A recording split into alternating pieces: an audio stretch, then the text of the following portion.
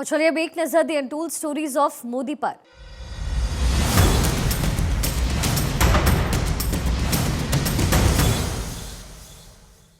करगिल युद्ध के बाद जब चुनाव आया तो मोदी जी ने एक शहीद की पत्नी को टिकट दिया और वो चुनाव जीतकर सांसद भी बनी और बाद में उनकी इस दूरदृष्टि का बहुत अच्छा परिणाम देखने को मिला।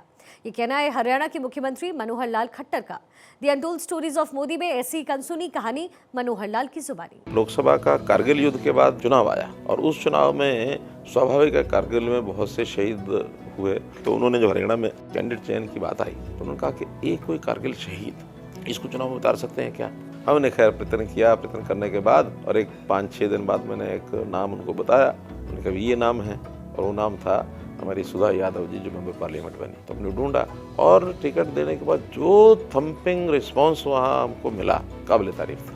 और उसके बाद सुधा यादव को कोई एक्सपीरियंस भी नहीं था, कोई उनके पास कुछ प्रकार के साधन भी नहीं थे। तो एक दिन एक मीटिंग की कार्यकर्ताओं की साधन इकट्ठे करने के लिए उन्होंने आह्वान किया तो उसमें शुरुआत उन्होंने अपने पास से की। उन्होंने कहा कि जब मैं घर जाता हूँ तो मेरी जो माँ है वो प्यारवश मेरी जेब में कुछ न कुछ पैसे डाल देती है। मैं तो बेचारा कोई खर्च होता नहीं, मैं तो पैसे ऐसे पड़े रहते हैं।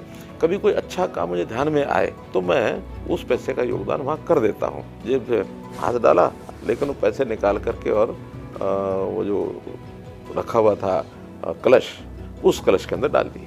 और उस कलश के अंदर मोदी जी के पैसे डालने का एक जैसे कोई इंतजार ही कर रहा हो और सब लोग लाइनों में आकर के बराबर वो जो कलश है पैसों का भर गया। और कई लोगों ने अनाउंसमेंट कराई, जो पैसे नहीं भी थे तो भी 1-1 लाख रुपया, उस समय 1999 की बात है, 1-1 लाख रुपया भी लोगों ने उस समय अनाउंस किया।